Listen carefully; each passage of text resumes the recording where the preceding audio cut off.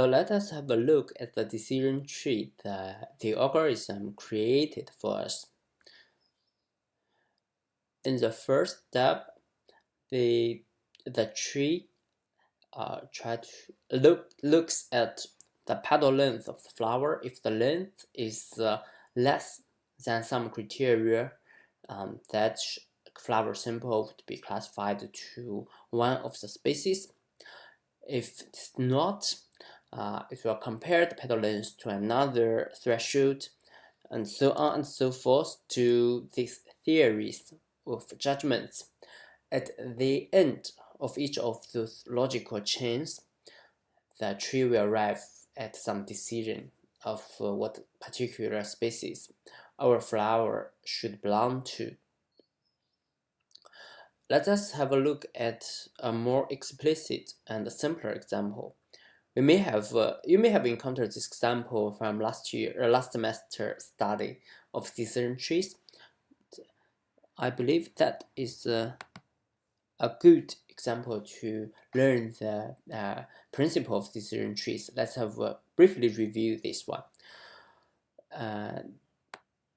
This time the problem at hand is to determine whether one goes to play some game outdoors or not. I believe the game should be tennis or badminton, whatever. So the historical decision has been made is listed in this table, which according to a couple of views or attributes of today's weather, such as the outlook, temperature, humidity, or wind, factors that determine how comfort or how possible you can play the game. So one way to analyze this short record of the data is to compare the decision of playing the game or not with a specific attribute of the weather, such as, for example, if we compare the outlook with whether we play or not, we can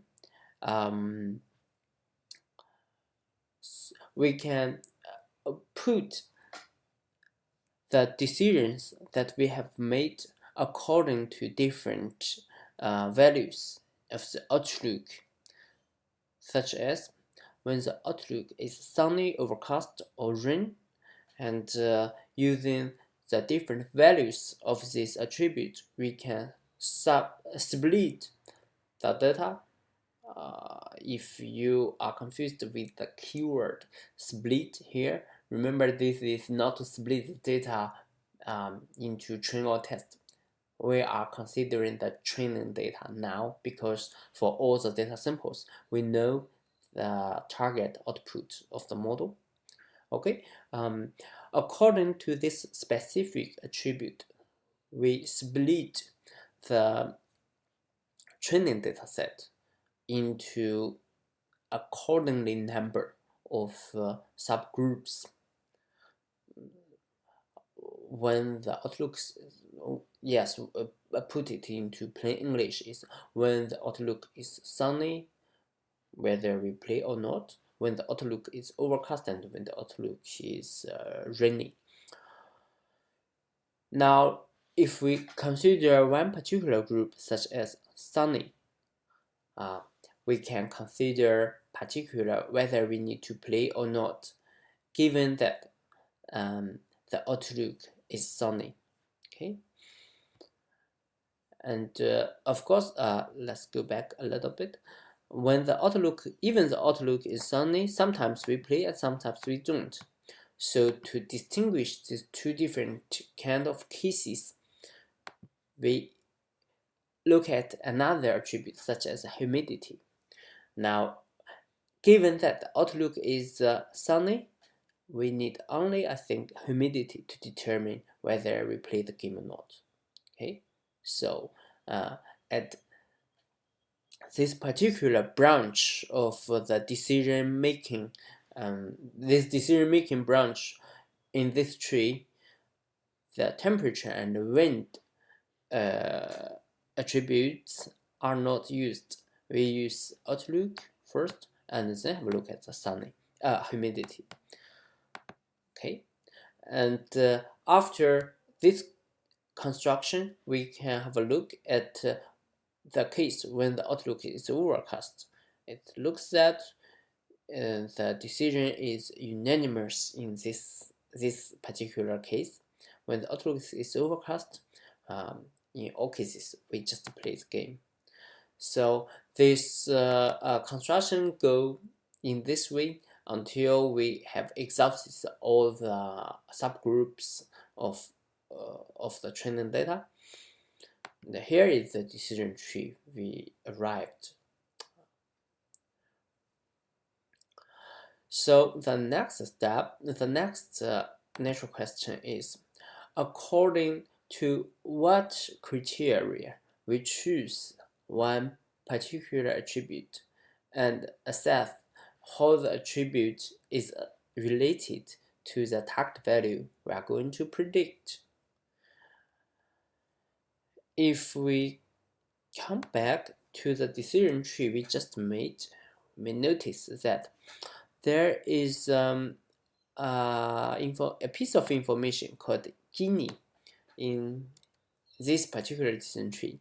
That is because that tree has been built according to this index. But this is not the particular algorithm we are going to talk about today. But in all kinds of algorithms building decision trees, the important thing we are considering is, after using the particular attribute to subgrouping your training data, and subgrouping the training data means subgrouping the target values of the training data. Look, because you group the training data samples into different subgroups, and in each of those subgroups you will have the target values belonging to this subgroup. And we are concerned with the purity of the target samples in each of those groups. Why? How pure the subgroup's target value counts in constructing classifiers.